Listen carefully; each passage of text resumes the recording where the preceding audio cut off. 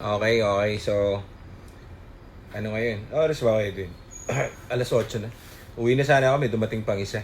Parang siguro higit kumulang mga 22 na tao ang pumunta rito, nag-visit sa atin today. So, masaya ako kasi pataas ng pataas yung clients natin tuwing araw-araw. Kaso, nakapagod. No? Nakatulog ako kanina kaya din eh.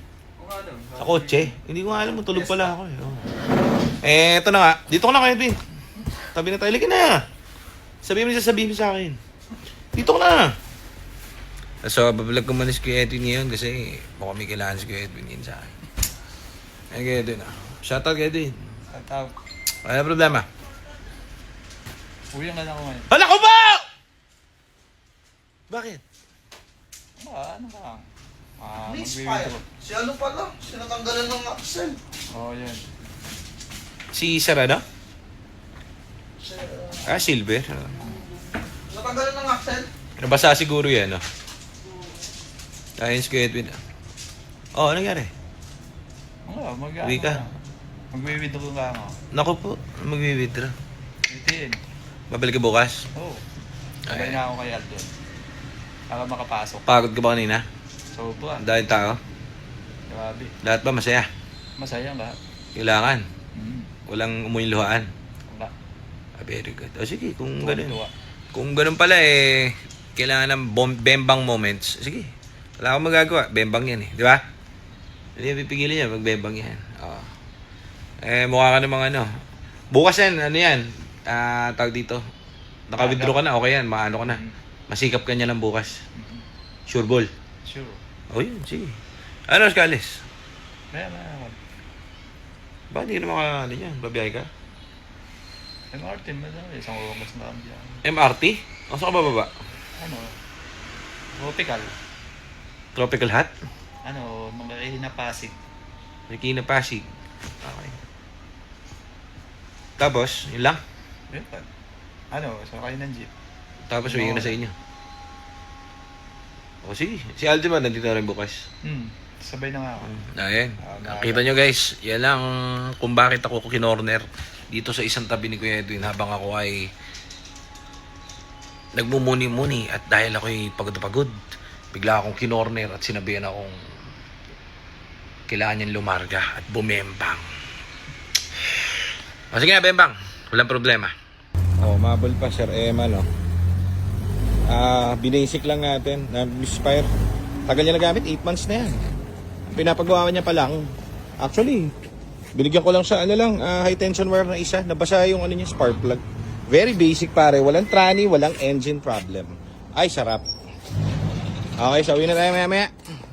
Lumuwag na rito. Thank you Lord. So meron sa atin dumating. Uwi na dapat ako. Sir Eman yun, di ba? Sir Eman, Ford Fiesta. So, car dealer ako, di ba? Bainsan lang kotse. Imagine mo yun, mag-8 months na pala kay Sir Eman yun. Oh, ano yun? Wala na, gusto ko lang masaya yung gumagamit eh. Yung pag tinatanong ko, kamusta sir, biyahe mo na? Oo, biyahe ko late ito eh. Oh, ganun. Kumbaga pag tinignan mo, binili niya second hand sa atin, set. Pero hindi sa kanya, sa lahat ng nakabili. Pag munta rito, pag madali, puta, hindi ko pinababayaran di. Di ba? Kasi tatama rin pa akong gumawa ng resibo. Huwag na, yan na sir. Katulad very basic. Pero mo, magwa 1 year na, 8 months na yung kotse niya. Wala pa siyang nagagastos doon. Di ba? Wala pa siya yung mga kliyente natin, ganun din. Wala pa rin silang nagagastos. Kasi minsan may mga reklamador eh. Siyempre may kliyente, hindi mo mawawala. 1:10, may ganun, may praning eh. Kasi kung titignan mo, di ba second hand, bago tranny yan, bago engine yan. Minsan may kliyente kami, guys eh. Kunwari, after a year na nakabili, walang sakit ng ulo, walang kahit ano. Ang reklamo, pinto na sira eh. Kasi nalakasan yung bagsak eh. Imagine mo yung isang taon na, kumbaga medyo weird na sa akin eh. Pero kung kaya ko naman, sige, tirahin mo na. Kumbaga wala kang, hindi nyo nagigits eh, no? Wala kang transmission na pinagawa. Biruin mo second hand pero wala kang ginawang wala kang pinagawang major. Siguro yung kliyente natin, di ba totoo yung sinasabi ko sa vlog, yung puta ang gagawin mo na lang sensor. Kasi ang problema na lang na bumibili dito, pag pinagasan mo ng may tubig, pag nag-oxygen sensor, di palitan mo. Di ba? Pero dun sa Tranian, ano, puta sasagutin ko pa, brother. Di ba? Si Sir Francis, kanina, sample. Oh. Yung battery niya, alam niya na... Brand new. Oo, brand new yung battery niya dati. Pero matagal na sa kanya yung unit. Isa't kalating taon na yata yun. Oo, mas may git.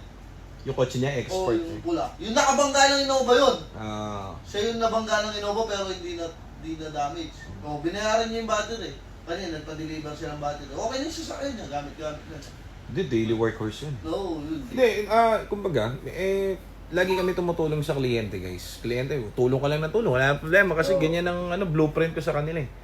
Kaso minsan, katulad to ng very basic, no? Parang wala lang, gumanon lang yung may-ari. Pero hindi mo ako na-appreciate ko kasi. Alam mo ba't ko na-appreciate? Imagine mo ako, bumibili ako ng kotse. Ako car dealer. Wala pa ako naalala na binilang ko ng kotse.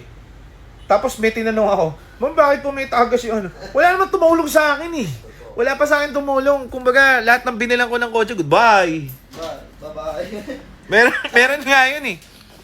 Di ba, minsan may nagtatago ng problema, nabibilang mo ng kotse, no? Pagkabili ko ng kotse, pagkabayad mo, ayaw nang start. Tinaguan kami nung may-ari eh. Sabi, wala na, bayad na kayo eh. Di ba? So dapat guys, na-appreciate nyo. Kasi minsan, hindi lahat marami kaming kliyente, mahal namin lahat ng kliyente. Pero merong isa sa 10. Isa sa 10. Di ba, parang may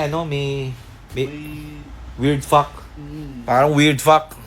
Kasi, kunwari, ayun nga, after 1 year, puta, meron sa akin, Sir, parang may butas yung gulong ko kumbaga parang, cringe na eh, parang, isang taon, may butas yung gulong. Kumbaga parang weird na yun Parang hindi na hindi na akmahin, brother Sir, pundi yung bimbolya ko. Yun. Oo, yun. Puta bumbilya. Tapos meron pang nginat-ngat ng daga. Sir, nginat-ngat ng daga after a year yung yung coach. Di naman kami daga, sir eh. Kumbaga, pero ginagawa ko kumbaga, kinukwento ko lang sa inyo. Kumbaga, hindi na yung point na nagbenta kami ng may problem. Hindi na ron eh. Minsan matatawa ka na nga lang eh. Alis ka na, alis na si Bembang Boy. Bembang Boy.